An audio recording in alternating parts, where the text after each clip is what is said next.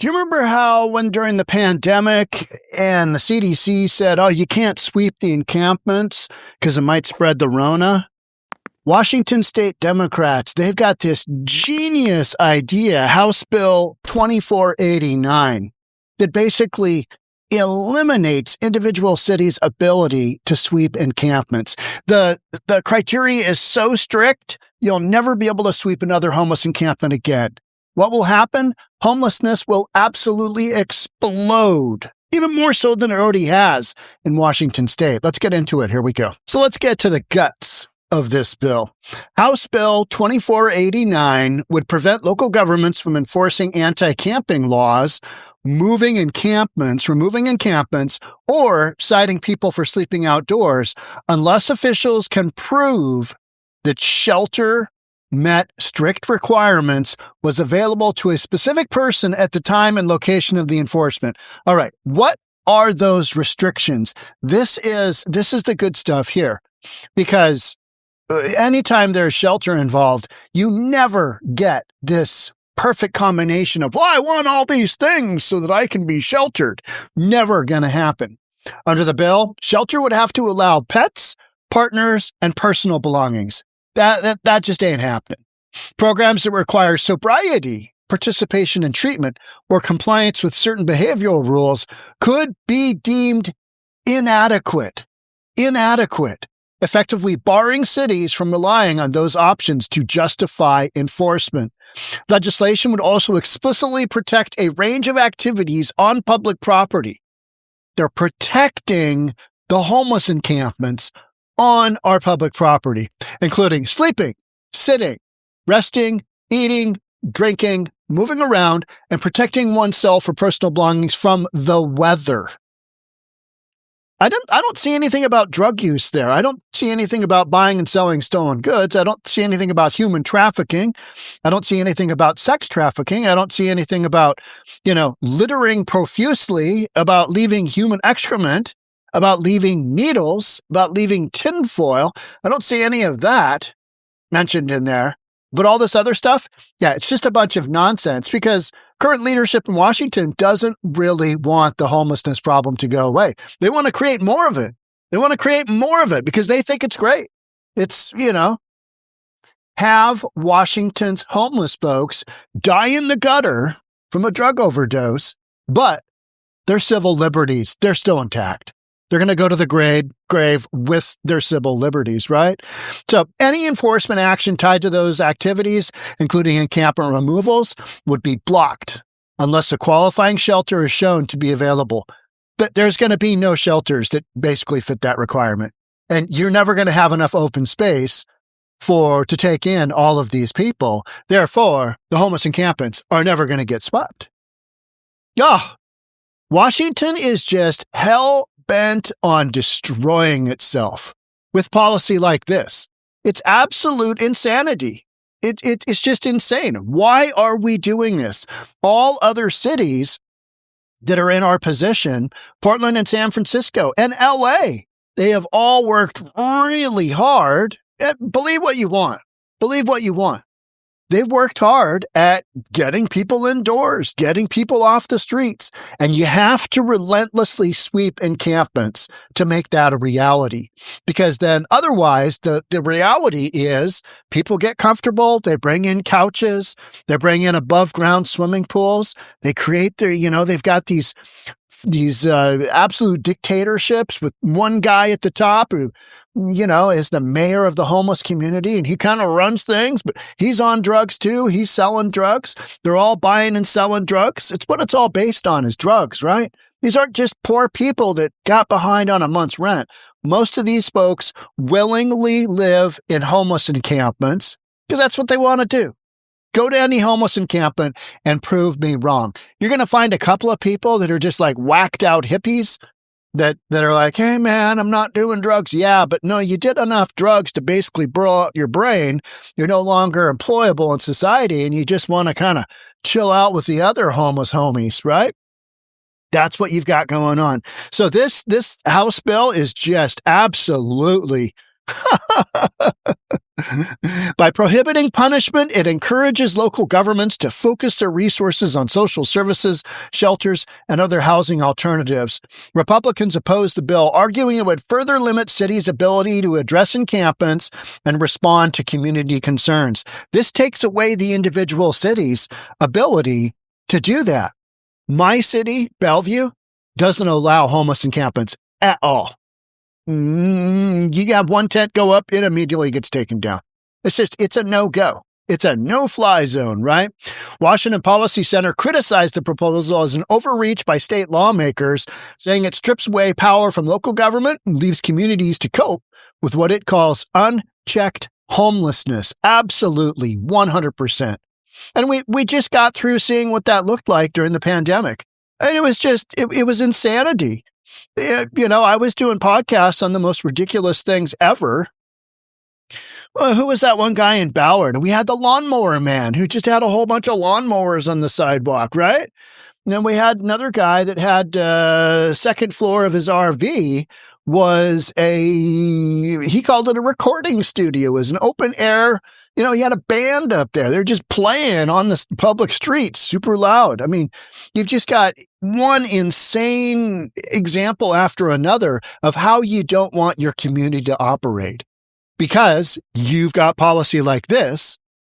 Washington State is Democrat run. This is a perfect example of policy that is it's terrible.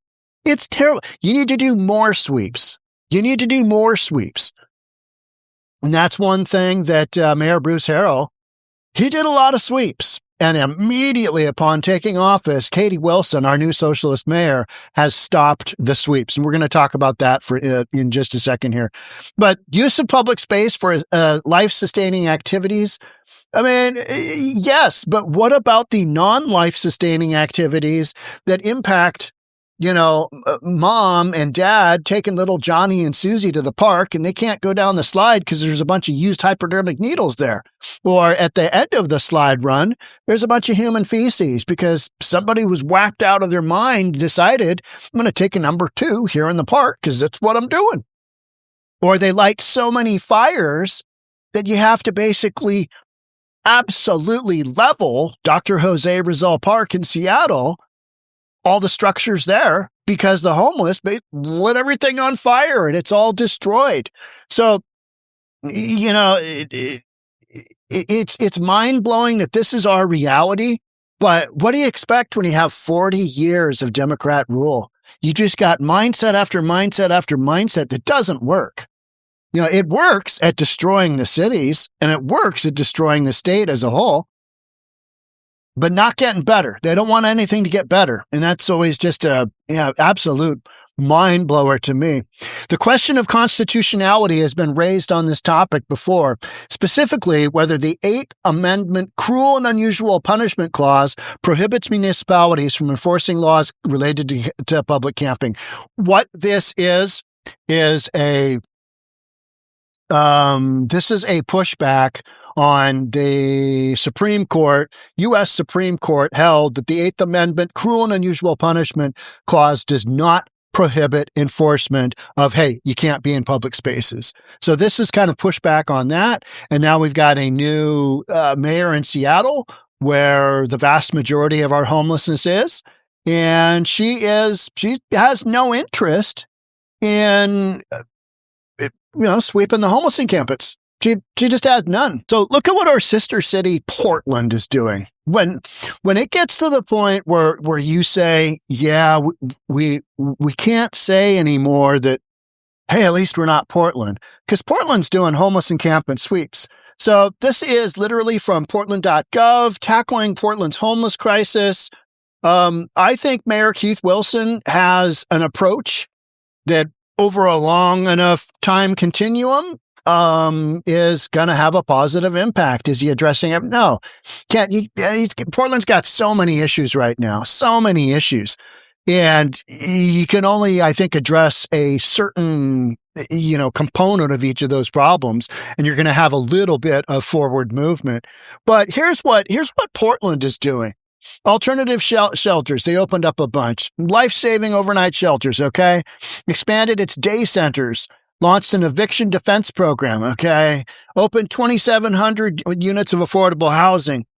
Yada, yada. Launched a homeless reunification program that helped 200 people reconnect with family. Hey, that's great. But last and not least is this bad boy right here. And this is critical. Resumed enforcement of the camping ordinance. Weird. And Seattle's going the opposite direction. That's interesting. That's strange. How about Mayor Lurie down in San Francisco? What's he doing? Well, let's take a quick peek. So even San Francisco is pushing back hard on this type of thing. San Francisco to tackle drug use with a sobering center, and they are partnering up with their sheriff's department. They're not eliminating homeless encampment sweeps. They're not going that direction because that doesn't work. You have to push back on just letting people live wherever the F they want. That does not work. We have already proven that. But Washington State, for some reason, is just, they think that this is the greatest thing ever. This is the cat's meow. Hey, no more homeless encampment sweeps. First homeless encampment sweep Katie Wilson was supposed to do as new mayor, our socialist mayor. Here's what happened, or didn't happen. Here we go. Developing tonight in a Project Seattle report, a sudden about-face for the city after a scheduled homeless encampment sweep was put on pause indefinitely. The illegal encampment is at the edge of an industrial zone in Ballard, and it's a site the city has swept before. Couples Joel Marino live tonight in Seattle with what changed to convince the mayor to scrap the plan. Joel? Preston, we're still trying to sort that out. The Human Services Department, which oversees the team that clears encampments, well, they sent me an email just as we were going to air with this story in our 5 o'clock newscast saying that the encampment resolution was no longer moving forward. Now, originally, the mayor's office told me that Mayor Katie Wilson would be out here at this site herself tomorrow to oversee or observe this sweep and judge for herself how effective they are. Well, moments ago, I did hear back from a spokesperson for the mayor that she still plans to be here. Now, as for the encampment itself, there are Look at that. 17 people who... Okay, look at this. I mean, this is Industrial Alley, right? I mean, you got all kinds of businesses going on here. You got breweries, you got boat companies, and look at this. And I've shown you this before. This is absolutely crazy hostile architecture. Hostile architecture. It means putting up concrete, basically traffic flow blockers, parking blockers, throughout your entire road. Otherwise, you're going to have this kind of nonsense go on. Just a whole bunch of tents. And look at this. They've gotten together 5 or 6 people to actually push. These are massively huge concrete structures, right? And so they've pushed these around enough to wedge a bunch of tents in here. And state of Washington wants to shut down the ability to clear out these homeless encampments. Nightmare waiting to happen. Live at the site, though the numbers can fluctuate. Yesterday, notices were posted that city crews would clear the site come tomorrow morning. Now, speaking with people who live at the camp, they say they have been swept many times before, and they end up resettling somewhere else in the neighborhood. You know what, though? I'm tempted to say, hey, you guys are teetering on just letting the state go straight to hell, right? You're teetering. You've got the highest costs. You got the highest hourly wage. You're pushing businesses out. You've got the most expensive real estate. You've got massive concentration of homeless people. You're pushing businesses out left and right. You're pushing Amazon out. And now you're going to tax millionaires and you're going to do a head count tax. You're going to do something more like that. I say we just let the Democrats have their way and we see what happens. I say we hope that House Bill 2849, whatever that is, 2489, we hope that goes through because then we can just see what this social experiment will look like. It's going to mainly impact Seattle, but I mean, there's all communities up and down I-5 as well that are going to be impacted by this too. I say just let it happen, let her rip, and let's see what the socialist experiment looks like because we've already seen it. It doesn't work when you don't sweep. Things get way, way worse. And, it's like we've forgotten that.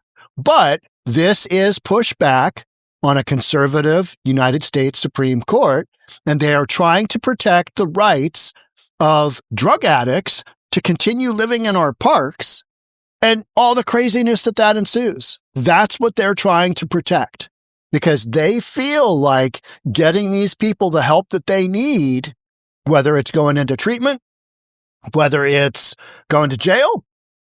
So many of these people belong in jail. About a quarter of all the people in Seattle, maybe up to about 39%, have outstanding warrants for arrest. They're not churchgoers, right? That's not who we're talking about. So maybe you go to jail. Maybe you go to a mental institution. Maybe you go to treatment. But we're not doing that in the state of Washington because it would be a violation of their civil liberties. Yeah, what about the violation that folks have in their park system?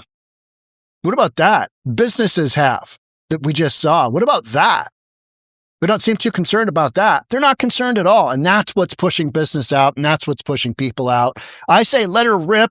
Let's get this bill through the legislator and we'll just see what happens. And I'll podcast it because it'll be an absolute dumpster fire train wreck. Make sure you're subscribed, hit that notification bell. I'll see you in the next episode. Thanks for joining. Bye for now.